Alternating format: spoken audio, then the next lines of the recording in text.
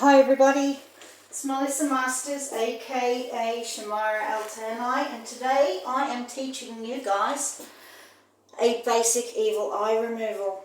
So to start with, we have our altar set up. It's just on a dining table of mine, nothing too fresh. 3 candles, 2 white and 1 blue being your activation candle, a grid in the middle. Now that can be any grid pattern you like. For this one I'm just using the copper plate because that's what I normally have things put on, but you can use other grid patterns. One that works very well for evil eye removal is a Metatron's cube. Now when you're using a grid, unless it's a copper plate like the one lower, I like to draw over the pattern using a pen. If you don't have a pen to draw over your pattern with, I also like to add a personal crystal. I'll talk to you more about this in a second. So, using the Metatron's cube, now we can leave that on the grid plate there, which isn't going to matter. We're going to put our crystals on the grid pattern. And these crystals in particular are supposed to give the ritual power. Now, you don't need big crystals to do a ritual, that's not the case. But location, location, location is definitely key. So if you are on a ley line, you don't need big crystals. You can get away with little crystals and use the planet's energy instead. So what we're doing, we've put our grid pattern down. Now, this is an evil eye removal, and because we're doing defense work, we're going to be using the Eye of Horus. And these, the end of this ritual, are going to become a talisman. So we're going to put 2 copies of an evil eye that I've just drawn on some paper. We're going to put these in the ritual as well.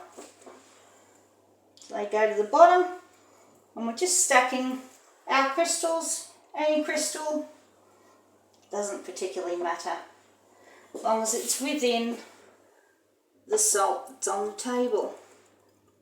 Now, if you're doing it with little crystals and you're going to use a generator or a pyramid or something for your energy, how do you make your crystal continue if you're doing a long time ritual? Use a bit of selenite to power your crystals. Because these crystals are so big, that's not going to matter, and we are on a ley line at this location. So, as I was saying before, I like to put a crystal on that has our DNA in it, our blueprint in it. It's probably the better word. DNA is not right. I will talk to you more about how to put your information into a crystal. When you do that, the best type of crystal is a laser. This is a laser. So that's got my energy in it, my blueprint in it. So, we've got to the point now where we have our crystals on the ritual plate. We're ready to go. So what I'm going to do is light some incense. There's no hurry here.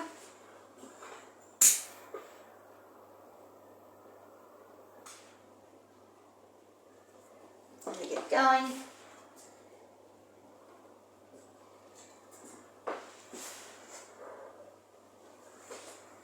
So that's a stone incense holder, not a wooden one. So that's not going to burn or cause any problems.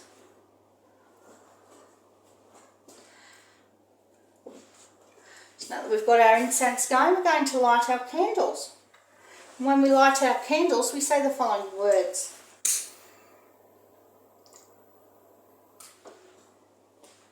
To all the winds from east to west, from north to south, I offer you this incense.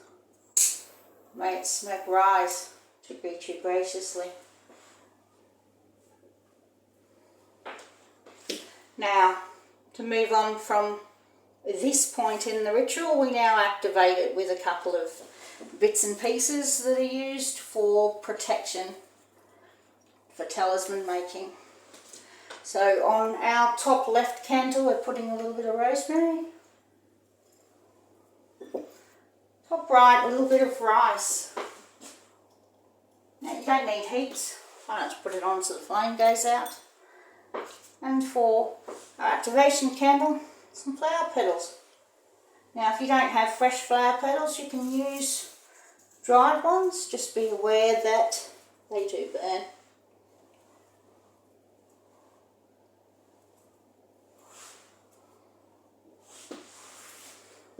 Okay. Now, this is the part of the ritual that most people forget, they miss, they don't know. And it purely comes down to being taught the right way and not being taught the right way. So, from this point on, it's arms out in the shape of a cross. And we say the following words. To you, elements of death and life, I humbly pay homage with these modest gifts. Keep me from the wickedness of men and the horrors of your torment. As long as I carry this talisman, I'll be eternally grateful to you. From this point on, hand to the forehead, leg back, and you bow. The old-fashioned bow, the way everyone should bow. Now, while you're in that bowed position, I would like my students in particular, through the Keepers of Light, to focus on giving intent to the ritual itself. So we're here today doing an evil eye removal. So you want to say, with intent to the ritual, to remove any evil eye that affects you, your partner, anybody in your family or anybody close to you. Name them, say them, talk about them. Yeah? If you're like me and you trap into crystals as a form of protection, now is the time to add them to the ritual. So, nothing special. Just put them on, in, or around that energy plate. These are all crystals that I wear, that I gift, that I sell for those that are after them. Now these are all got different types of crystals. Most of them are obsidian. Obsidian is probably my preferred crystal to trap into, just because when it's uncorrupted, it's like most other crystals that have natural flaws. Natural volcanic glass doesn't have them, so it's just a stronger matrix. It does need to be crystal, it can't be glass. Volcanic glass, however, naturally occurring glass, like obsidian, there is no issue with trapping into. Lapis lazuli. We put them on there. Now, when it comes to purchasing stones or putting stones on your rituals, they don't need to be big stones. They don't need to be large tumbles, small tumbles. They just need to be, preferably, a tumble. So a tumble with a smoothed out outer edge, outer coating, is less prone to chips, ruptures, breaks, changes in temperature. If you cleanse them out underneath the moon or in sunlight, they're less likely to fracture and break. That's why I prefer tumbles. But you can trap into points. This is a piece of howlite. This piece of howlite has the biggest entity I've ever trapped in it. It sounded a bit like Godzilla when I caught it. So what I'm going to do is I'm going to task him to put all of his energy into this ritual. Put all your energy into this ritual. And I'm going to put him in there so he can do his thing. Here's a bag of small tumbles I purchased off Temu, of all places. It was pretty cheap, it's 14 Australian dollars for a kilo of them. And there's about 400 plus in that bag. We're going to put them there. Now, I wanted to take this moment to talk a little bit about the evil eye, its origins. The evil eye in particular, we've all seen the paintings, the little hand symbol with the eye on it, the blue eyes painted all throughout our history. But what I wanted to show you today is give you a little bit of knowledge on where I believe the information has come from.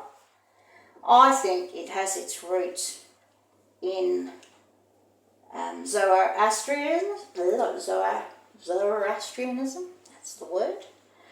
And the evil eye that you see today that's painted everywhere is not the evil eye that we all revered during the day back thousands of years ago. And I wanted to show you what it looks like when you actually trap entities in a crystal. So, just giving a couple of examples here. Now this, I find one of the best stones for trapping into, in tumble version, is your carnelian, because you can see them. You trap into a carnelian, you can see the entity trapped within the stone. And I'm just going to bring this on a little closer to the camera and have a bit of a look to see if you guys can see what I'm talking about. Can you see the eye that's naturally formed on the bottom of that tumble? That was not there when I purchased it. And that's what happens when you trap an entity into a crystal. That one that you see there is actually a demonic. If you have a close look, it's actually got little black specks, little flecks that you can see through the crystal. Yeah, so those colour specks that you can see in this particular case, that indicates the intent that the spiritual entity had towards you at the time of trapping. Black is not a good thing. That's a death colour. So anything that's a dark blood red, rusty sort of colour indicates violence. So anything like that. And, you know, you've got yourself a nasty. He was actually quite a nasty. He targeted me in public, actually. So he's now mine. So I'm going to task him. Put all your energy into this ritual, please. Pop him on the grid. So here's another carnelian. As I said, it doesn't have to be carnelian, but this is another example. So this tumble, beautiful carnelian. You have a close look, it's got a nasty looking dark black streak through it. See it? Wasn't there. So that's your eye. And that particular stone, put all your energy into this ritual, please, for protection. You go there. Here's another one. And this is a good example of a little stone. They don't need to be giant. Here's another one. Little piece of tumble carnelian. You see the eye on the end of that stone? You can see the colour being dark. It's the intent he had when he was trapped. There you go, put all your energy into this ritual. So yes, you can trap in anything. Here's another example that's not a carnelian. This is a piece of lepidolite I purchased recently. This one was picked up at home. So you can see the lepidolite, and you can see the eye appearing. See the eye on that side? There's another eye on the end. So this was a pristine, in fact it was one of my favourite pieces, and then I trapped this entity in it, and it doesn't look anywhere near as visually spectacular as it did before, but it's done its job. Now, put all your energy into this ritual for protection, please. Now, you don't need to trap into crystals. You can use them for what they are. So use a Super 7 and a piece of chevron amethyst. So we're just going to pop them on there too. Any crystal that you put in any natural formed stone. So if you put a ring that's got diamonds on it on the ritual, will have the same effect. Now, while we're here, students, especially those that are joining me on school, I want to let you know that just because now I've taught you the ritual that I use to trap negative entities that target you, you also have to be aware that sometimes negative entities will use or manipulate an innocent to do their work for them, usually a soul that's not very old, and they can almost force them to do their dirty work for you. And regardless, using this particular ritual to create traps, you're going to trap it even if it is a positive entity, not a negative entity. Now, how are you going to identify you've got a positive trapped within your stones? How are you going to identify that you've got a positive if it's a piece of obsidian? That is something I would like to speak directly with my students about. I don't want to put that out into the public domain just yet, because it is a higher education thing. I don't want to be giving keys to everybody. I'm only showing you the basics here. This is the basic activity that I do. Just because I do this doesn't mean that I don't modify it, because I do. I do modify it, and I modify it quite substantially to achieve different outcomes. So with all that said, be mindful to have the right intent when you set the intention for this ritual. Let it burn as long as you can, preferably until the candles go out, but do not leave your candles unattended. You can blow them out and repeat the steps to start the ritual again and be safe. There's no problem with that, but don't leave them going and leave your house. If you are under energetic attack, spiritual warfare, don't leave candles unattended, full stop. Okie dokie. Thank you so much. Come and join me on school if you're not a student of mine already. And happy hunting.